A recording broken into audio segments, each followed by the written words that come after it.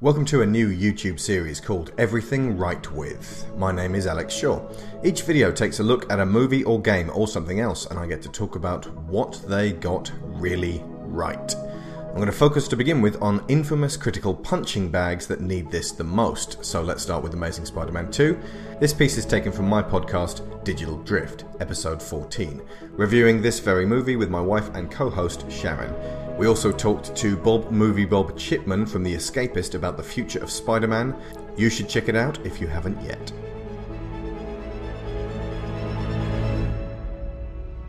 When I left the cinema after seeing this one, I announced that it was my favourite Spider-Man movie. However, that does not mean it's the best. Far from it.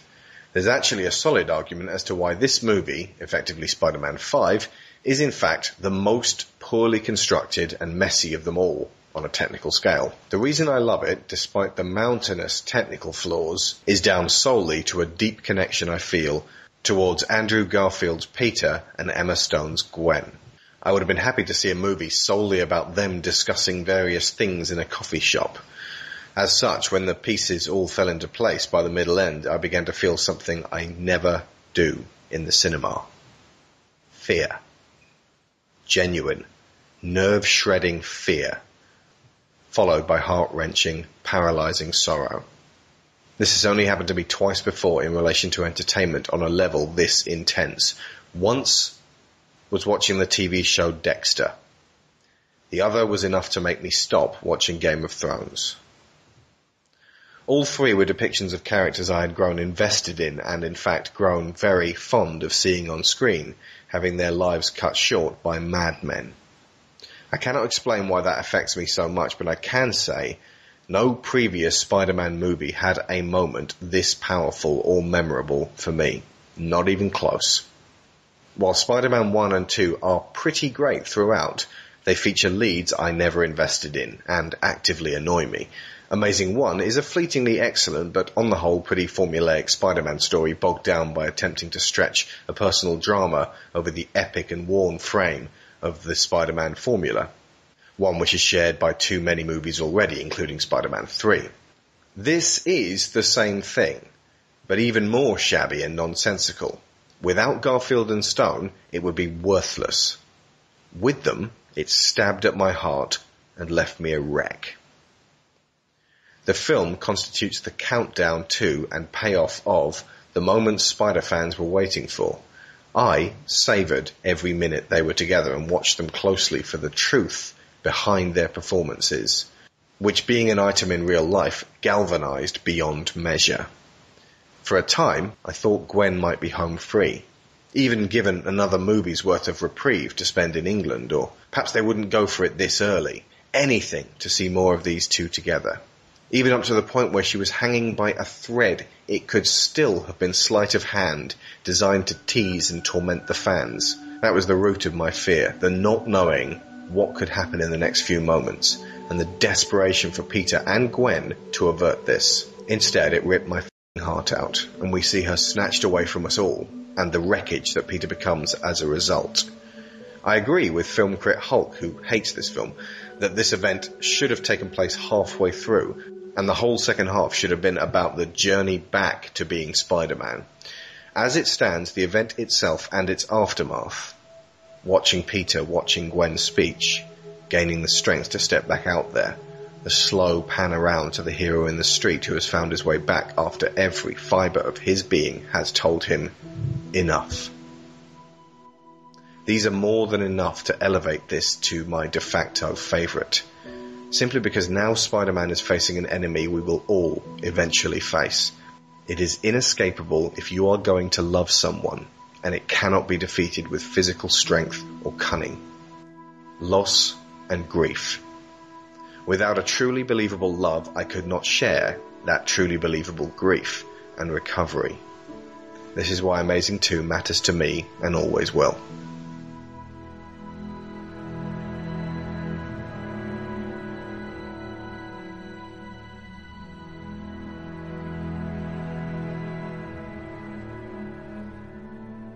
We can be heroes.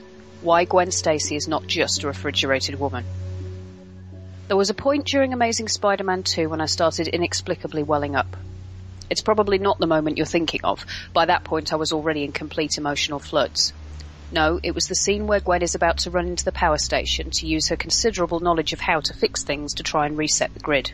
Gwen's ability to find and administer solutions was already well established, having been demonstrated in Amazing Spider-Man when she goes to Oscorp to synthesize the antidote to Connor's lizard toxin and use the Ganali device to distribute it. She was also shown putting that insight to good use on Peter, guessing pretty quickly that he had promised her father to stay away from her to keep her safe, despite Peter's best attempts to hide it.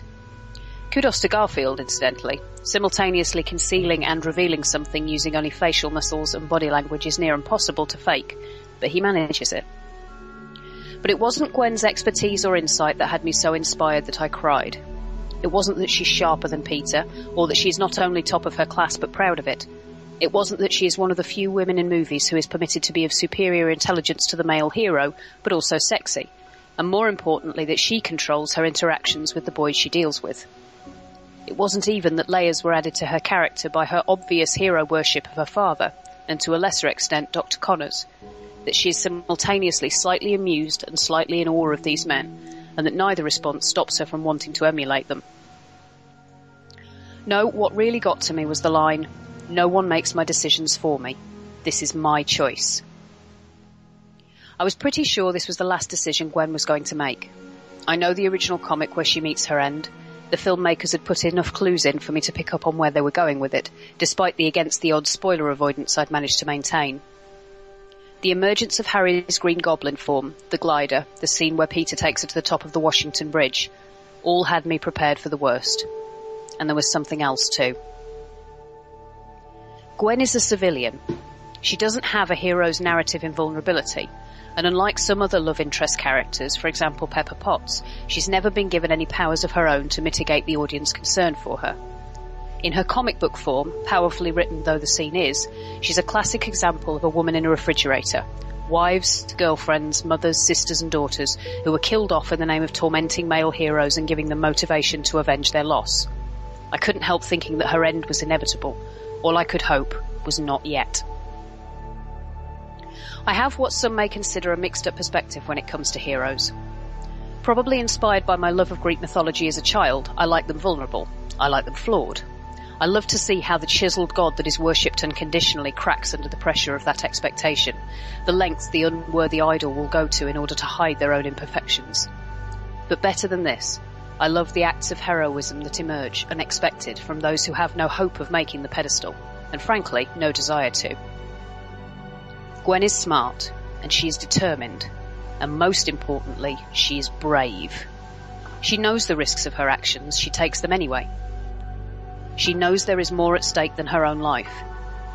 She's seen her father make that decision on a daily basis. How can she do any less?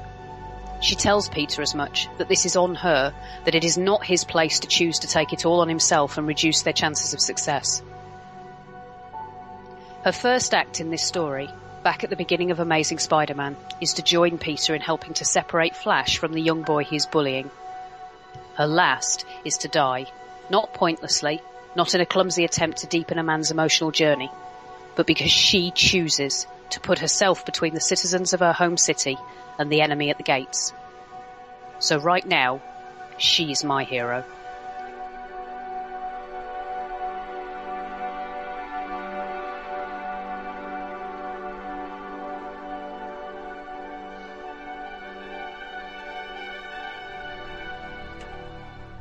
More videos on the way, beginning with segments of the podcast but developing into exclusive new material.